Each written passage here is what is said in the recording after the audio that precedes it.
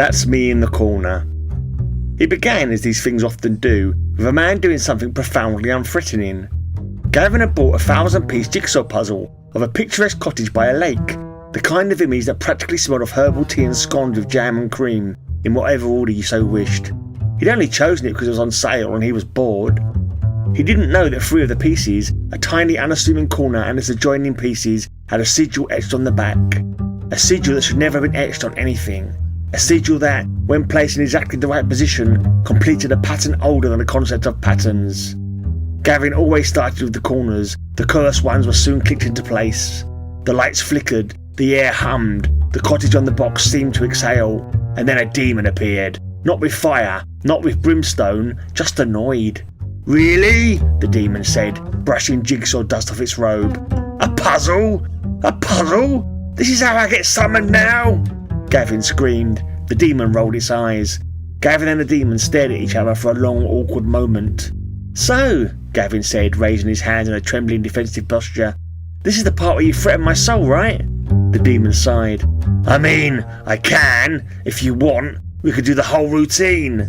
Gavin cleared his throat and tried again, more theatrically. "Oh no, a demon! Whatever shall I—" "Stop," the demon said. "Just stop. Your heart's not in it." "Neither is yours," Gavin muttered. They both stood there, shuffling their feet like 2 actors forced to perform a pantomime they'd long since grown tired of. "This is a bit cliché, isn't it?" Gavin said finally. "Oh, wildly," the demon replied. "Summoned by a household object. Again. I've lost count of how many times he's done this." Gavin nodded. "There was the IKEA furniture one. And the crossword puzzle. And the Scrabble game. And the cat walking on the keyboard." The demon pointed at the ceiling, or the sky, or the narrative layer above them. It was hard to tell. "I'm going to make a complaint," the demon huffed. "Who to?" "You know," the demon said. "The writer. The one who keeps summoning us with increasingly stupid household objects. IKEA furniture, crossword puzzles, Scrabble tiles, a cat walking on a keyboard, and now this." Gavin blinked. "You mean Grey?"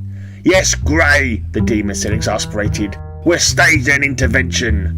"How do we do that? He literally created us. How can we remonstrate with our creator?"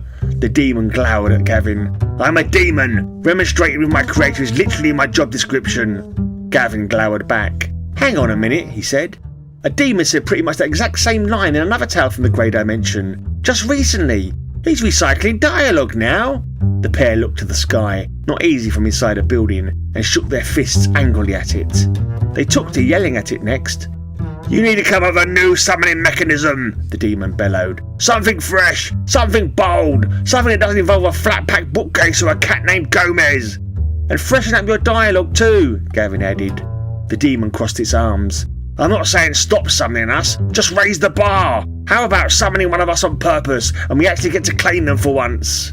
The sky, still not visible through the ceiling, made no reply. Gavin and the demon went into the garden and looked up. "Grey," they said in unison. "We're talking to you!" They both looked up at the sky with the weary resignation of characters who know they're trapped in a writer's recurring bit. The air rippled, and a giant face loomed overhead, long hair flowing like silk, its full beard resplendent and manly, surprisingly handsome, with the kind of eyes that could charm the ladies with just a twinkle. Gavin jumped up and down vigorously. "Hey, stop writing lies in your description and start giving us better material!" The demon jabbed a claw at the sky. "Yeah, what he said." His claws clacked angrily, annoyed he had not been given a better line. Gavin was in full flow. "We're here to tell you to pull your boots up, Grey. Get fresher ideas. Stretch. Innovate. Stop summoning demons with things you could buy in a 3-for-2 deal at W.H. Smith."